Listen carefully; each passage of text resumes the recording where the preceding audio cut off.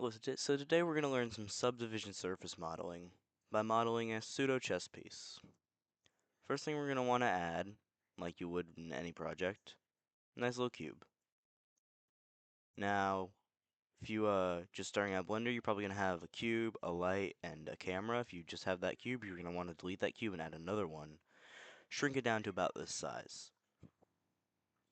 You then want to press X, then Shift plus Z to scale it on every axis but the Z axis. I'm going to scale it up about this much. And we're going to press Control 2 to add a subdivision surface modifier. And then you're going to want to right click and press Shade Smooth. That'll give it a nice smooth finish. Then you're going to want to press Tab to go into edit mode. This is where we're going to do most of our modeling. Okay, so first we're going to do is you're going to press Control R to add a loop cut. Where you see this little yellow line, this is where our cut's going to be. So depending on where you put your cursor, it'll cut it wherever that is. We're going to put it right here to do a cut right down here. And get this, and then once you press it, move your mouse to move it up and down. We want to move it down about this much. Then we're going to press 3 to go into face select, and then press this top face. Now you'll notice that this box is not the shape of our little spherical thing here. That's because this is what it looks like. This is like how it looks in the 3D space, but this is how it is, because we're using a modifier, which changes what it looks like, but not its actual topology. Anyways, with this top face selected, we're going to press I to inset it, and then we're going to want to inset it about this much. We then want to press E to extrude it. We're going to extrude it up, and we're going to press S to scale it down. We then want to extrude it again, but this time scale it up. I'll scale it up a bit more than it was prior to us scaling it down. We then want to extrude one more time, not for the last time. We're going to extrude quite a bit. About this much, scale it down about this much. We then want to do another inset, about that much. Extrude it up, then extrude it again, but this time instead of left clicking and extruding it up, we're going to Control Z to go back.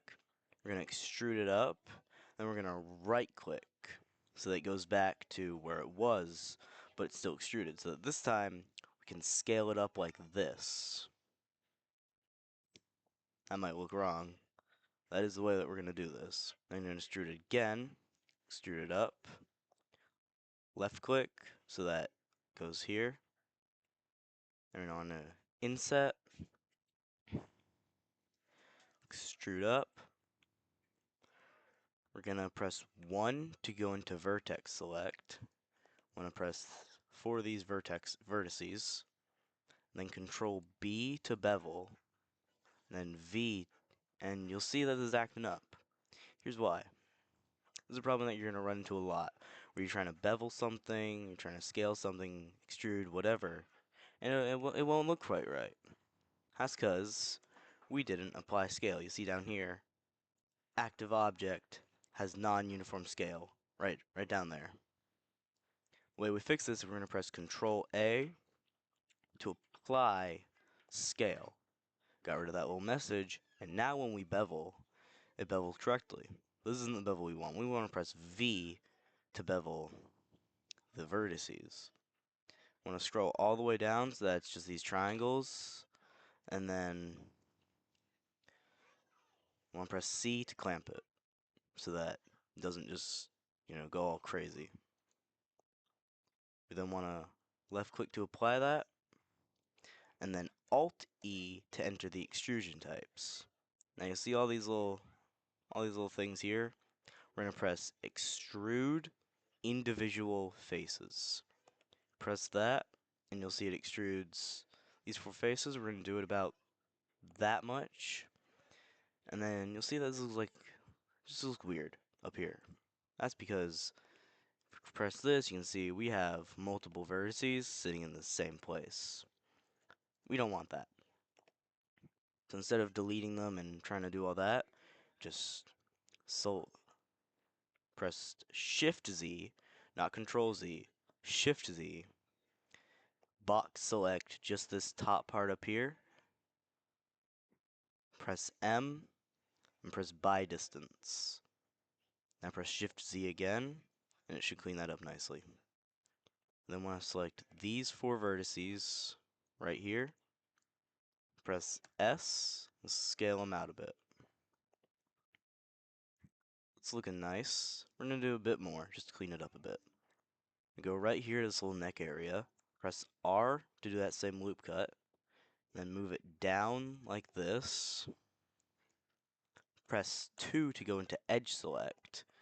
See these inner edges right here? You're going to hold down Alt and press them to select the whole loop. Press G and then Z so that it only goes up and down or along the Z axis. We're going to move it down so that it gives us a nice crease right there.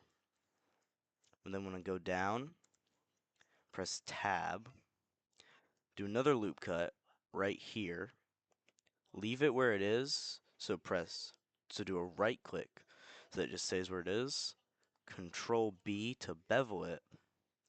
Now we don't want to bevel the vertices, we want to do normal bevel.